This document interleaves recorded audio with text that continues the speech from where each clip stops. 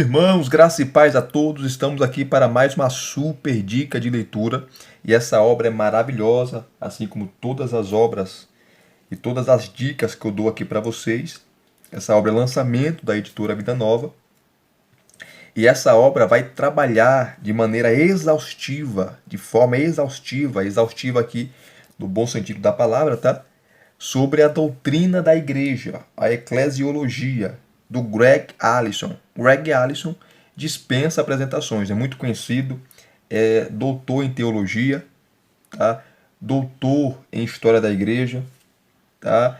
Também dá aula de sistemática, é pastor de igreja, tá? Um homem assim, muito requisitado, muito conhecido, principalmente aqui no Brasil, através de suas obras, obras deles maravilhosa, as suas obras, como aquela teologia histórica que ele escreveu, trazendo, né, toda a historicidade da teologia ou da formação das principais doutrinas bíblicas, como a própria eclesiologia, a soteriologia, a escatologia e assim sucessivamente. A teologia histórica, muito boa essa obra. Eu ainda não possuo, tá?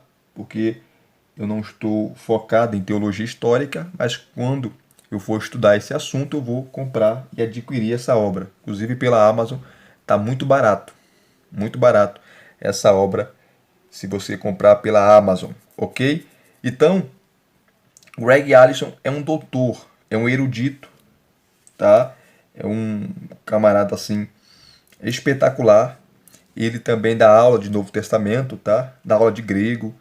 É um camarada, um teólogo completo. Está na prateleira de cima, né? Aos gigantes aí da fé, aos gigantes da teologia que nós temos hoje no século XXI. Então aqui, tá? Eclesiologia, uma teologia para peregrinos, uma teologia para peregrinos e estrangeiros. Ele vai tratar aqui só sobre a doutrina da igreja, só, de forma exaustiva, clara. Aí você pode falar, Elias, eu não vou comprar esse livro porque esse livro, qualquer sistemática trata sobre isso. Qualquer teologia sistemática vai tratar sobre eclesiologia, é verdade, tá? Mas a sistemática, ela trata de forma resumida, né? Porque tem que trabalhar outros temas também. Aqui não, ele vai trabalhar só a eclesiologia, só a doutrina da igreja. Então, o que você imagina, o que você pensa, né, sobre a igreja, ele vai tratar aqui, tá? Todos os conceitos de igreja, a igreja como instituição, a igreja como corpo espiritual de Cristo, cujo o cabeça é ele. Então ele vai tratar sobre tudo isso. Eu já indiquei aqui um livro para vocês do James Barnett, tá? Sobre a eclesiologia, tá? E esse livro aqui é para complementar também, né? Só que do James Barnett é mais antigo, né? Que ele viveu no século XIX. Né? Era um presbiteriano, um pastor presbiteriano, tá? Que traz todo o conceito ali de igreja. E aqui o Allison, tá? Ele faz a mesma coisa, só que ele traz uma visão muito mais ampliada, muito mais ampliada. E vamos abrir aqui, sem delongas, né, essa obra que é recomendada por Sam Storr e Gerald Blay, tá? Uma obra assim muito requisitada, principalmente para você. Eu pertenço à Assembleia de Deus, Ministério Belém, aqui em São Paulo. Sou presbítero, né, da Assembleia de Deus. E nós estamos estudando sobre os dons espirituais e ministeriais.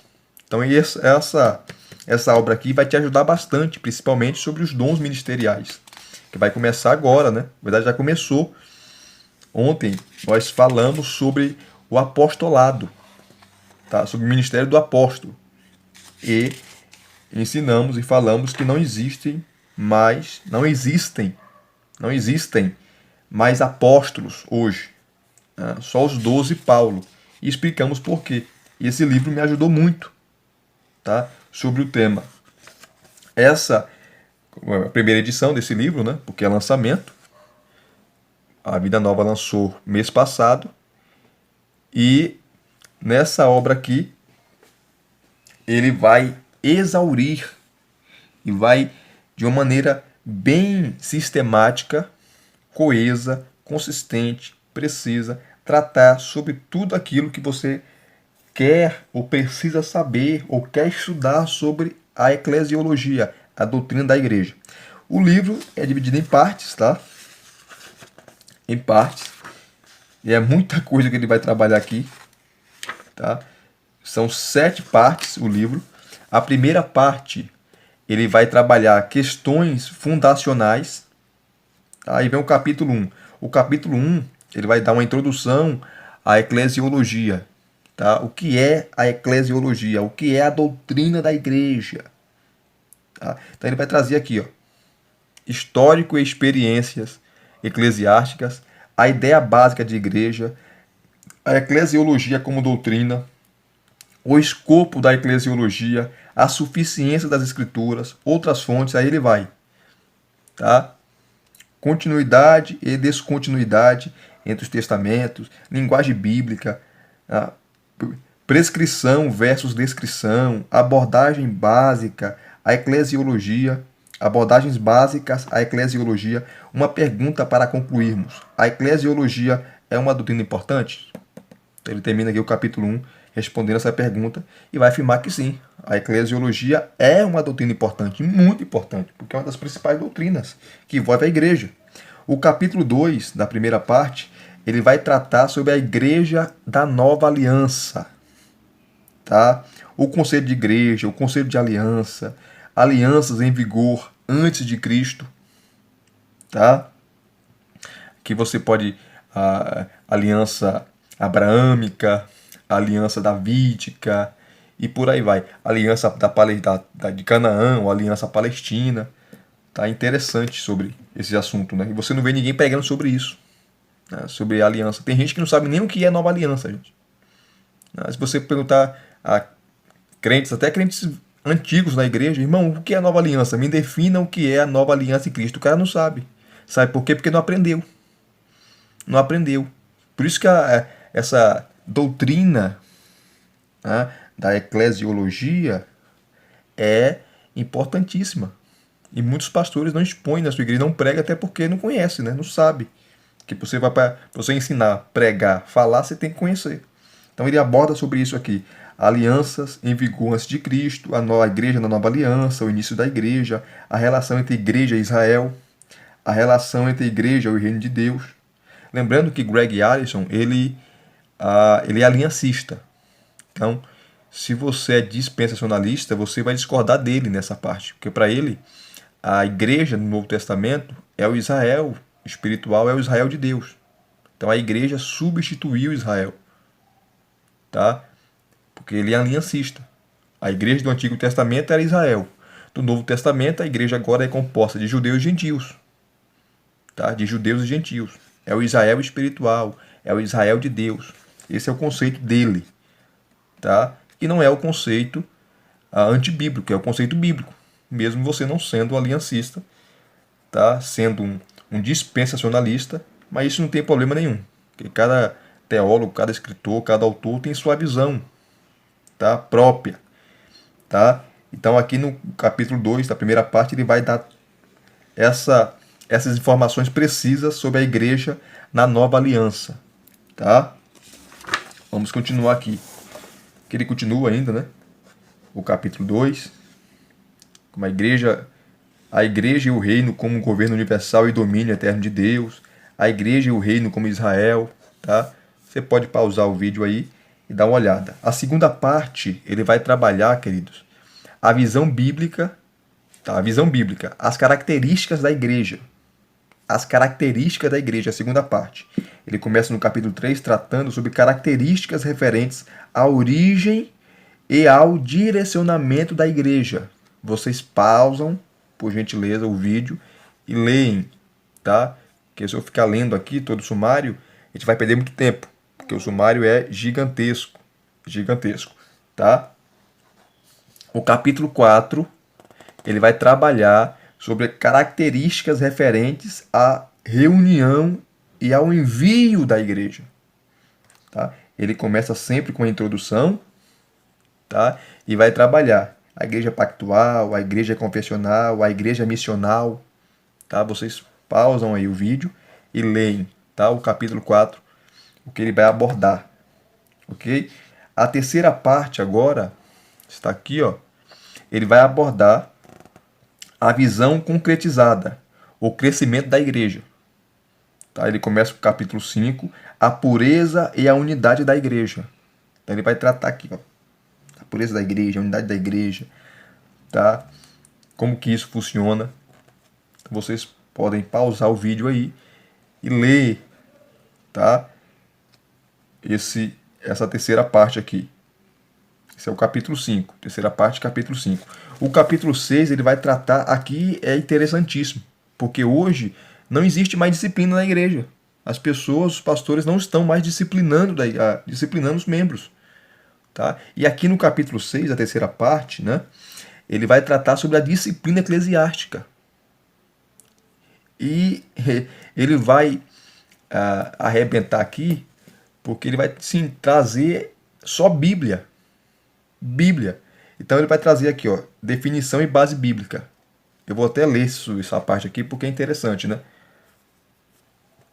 Então, ó, definição e base bíblica para a disciplina eclesiástica. 2 textos fundamentais e sua aplicação à disciplina eclesiástica.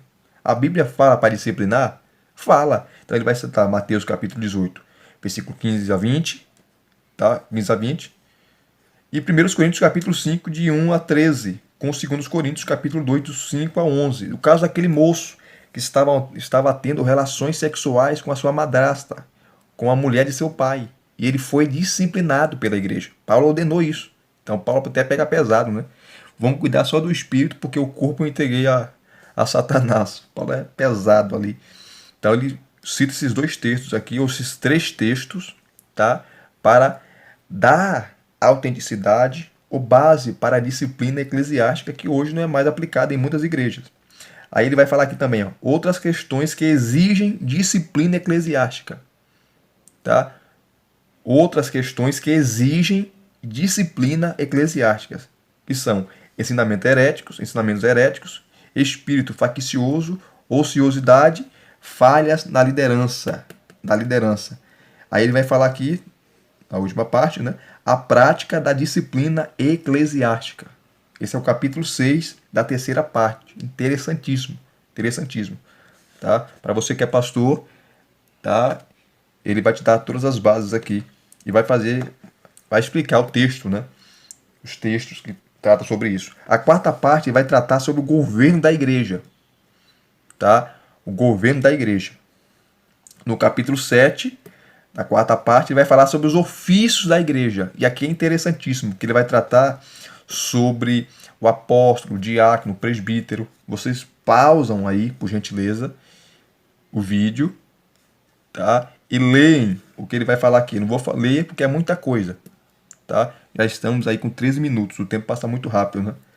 Então, o capítulo 7 vai falar sobre os ofícios da igreja, como o ofício do apóstolo, o ofício de presbítero, tá?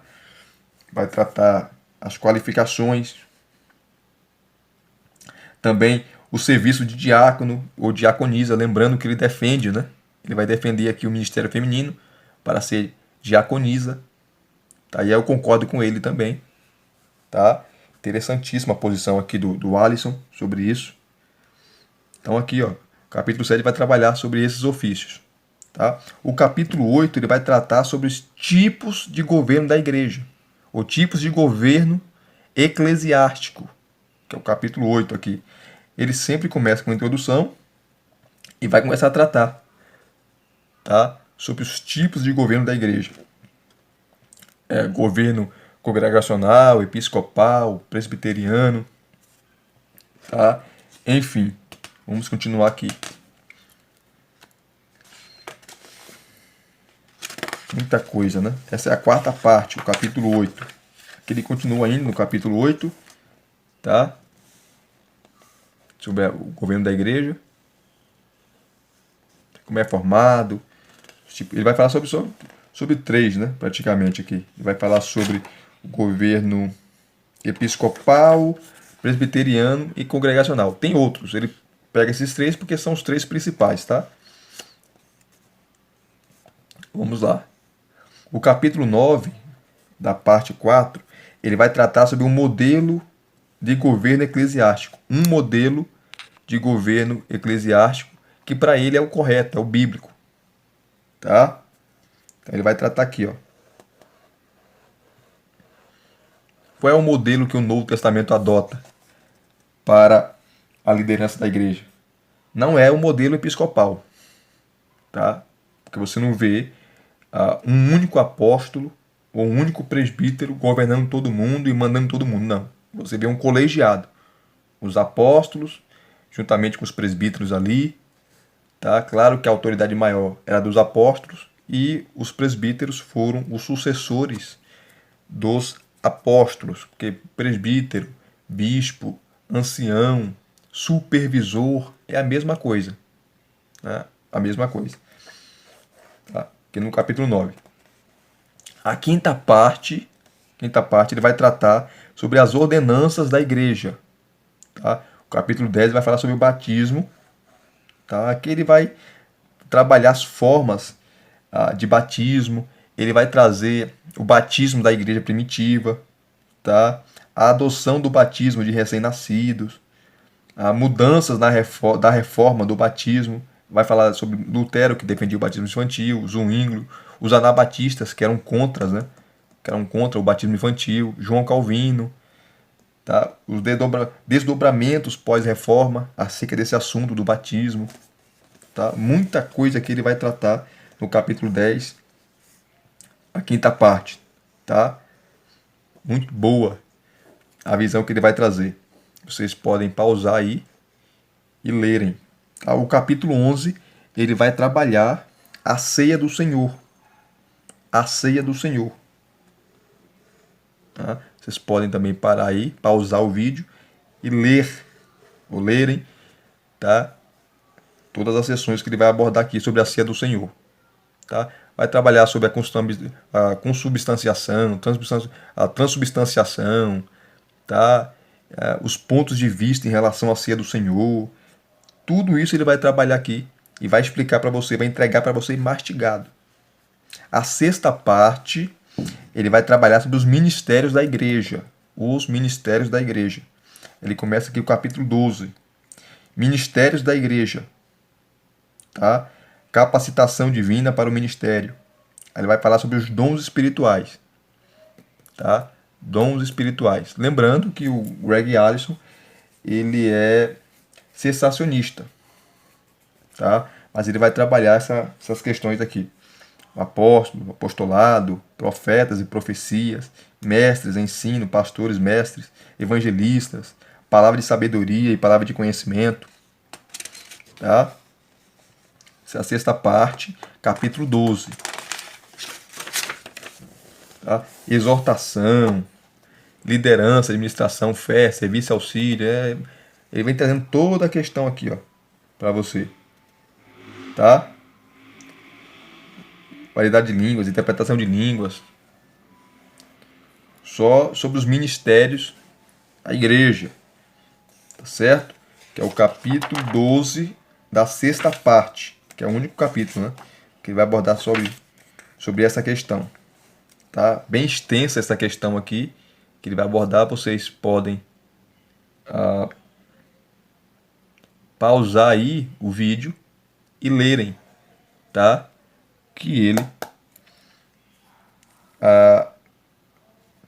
os pontos que ele vai tratar aqui. E a sétima parte e última é a conclusão. Tá?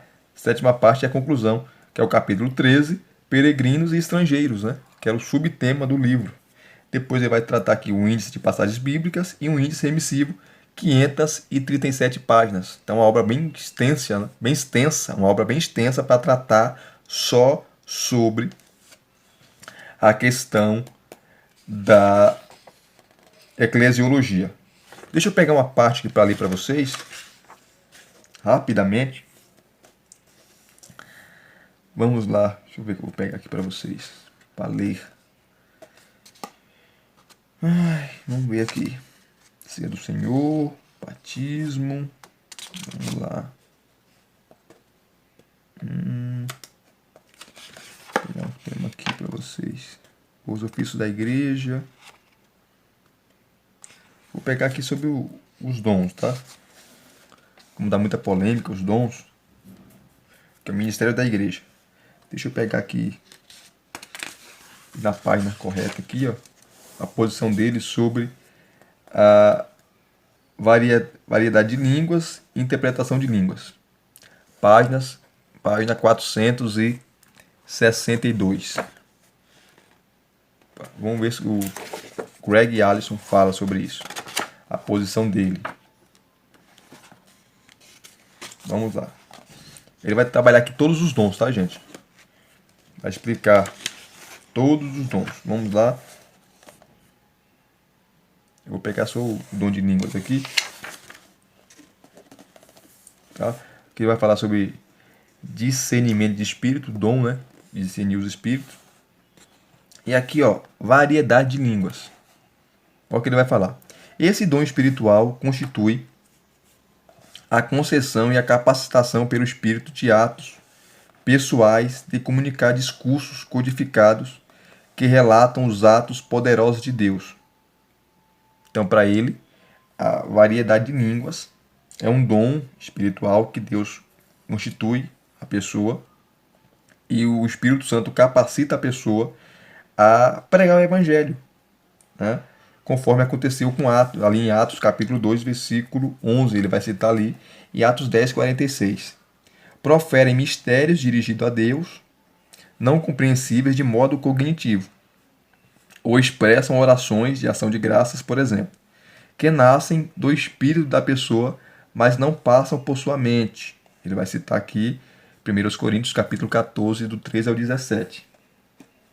O fenômeno de falar em línguas que ocorreu no dia de Pentecoste foi resultado do batismo ou enchimento com o Espírito Santo dos 120 discípulos que aguardavam de maneira obediente o derramamento do Espírito.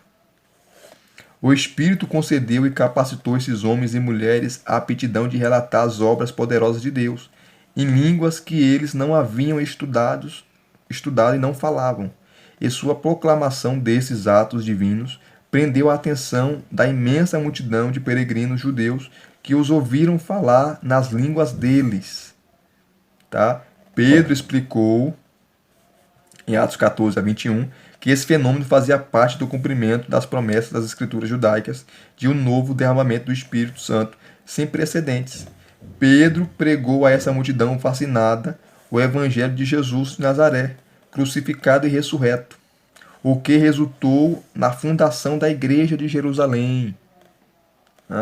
Em outras ocasiões e lugares, esse fenômeno de falar em línguas ocorreu possivelmente no recebimento do Espírito Santo pelos samaritanos, apesar que ali, em Atos 8, o avivamento samaritano não menciona o falar em línguas, não menciona, mas alguma coisa aconteceu porque Simão quis comprar, né? Aquele mágico quis comprar.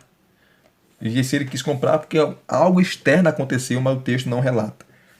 Tá? Talvez foi o fenômeno em línguas. Foi o fenômeno de línguas, talvez, mas não está no texto.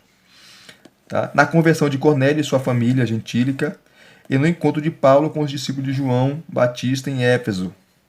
Está em Atos 19. Mas é controverso se nesses outros casos a comunicação foi em línguas humanas. O dom de falar em línguas constitui parte importante da análise de Paulo sobre os dons espirituais em 1 Coríntios 12 a 14. Capítulo 12 a 14. Nesses atos pessoais de comunicação, os cristãos coríntios proferiram a Deus, no Espírito, mistérios que ninguém entendia. Portanto, é bastante questionável que essa fala fosse língua humana. Aqui eu concordo com ele. Não pode ser idiomas humanos, porque são línguas ininteligíveis, que ninguém entende, só Deus. Portanto, é bastante questionável que essa fala fosse em língua humana. Ademais, aqueles que falavam em línguas oravam com o Espírito, ao passo que a mente deles não estava envolvida na comunicação, porque eles não entendiam. Tendo em conta a ênfase de Paulo sobre o fato de que o propósito dos dons espirituais é a edificação dos membros da igreja, o valor de falar em línguas, por ser pessoal e não coletivo, era limitado. uma vez que ninguém, nem mesmo a pessoa que falava, era capaz de entender. A comunicação. A igreja não recebia benefício algum, embora aquele que falasse fosse pessoalmente edificado e se dirigisse a Deus. O valor mínimo desse dom é maximizado, porém, quando a comunicação é acompanhada de interpretação. Aliás, falar em línguas, quando interpretado, é tão valioso para a igreja quanto mensagens proféticas, porque quando a mensagem em línguas é interpretada, toda a igreja é edificada. Gruden, Wayne Gruden, ressalta: devemos observar que ele, Paulo, não afirma que elas, mensagens em línguas e mensagens proféticas, têm a mesma função, né? Pois outras passagens mostram, aqui tem as notas de rodapé, que eu esqueci de mostrar para vocês, tá? Várias notas de rodapé também. Muito bom. Pois outras passagens mostram que a profecia é uma comunicação de Deus aos seres humanos, enquanto as línguas geralmente é uma comunicação dos seres humanos com Deus. No entanto, Paulo afirma claramente que ela tem igual valor na edificação da igreja. Aqui ele cita o Wayne Gruden na sua Teologia Sistemática, que eu fiz o review dessa obra aqui. Muito boa essa sistemática do Gruden, uma das melhores. E aqui ele vai falar sobre a interpretação de línguas. Tá? A interpretação de línguas, que é um dom também. Tá? Ele fala sobre o dom de línguas, aqui ele fala sobre o dom de interpretação de línguas. Porque se não há interpretação, só é edificada a pessoa que fala. E mesmo a pessoa que fala em línguas, ela não entende o que está falando. Mas ela é edificada. Tá? Porque ela está falando mistérios com Deus.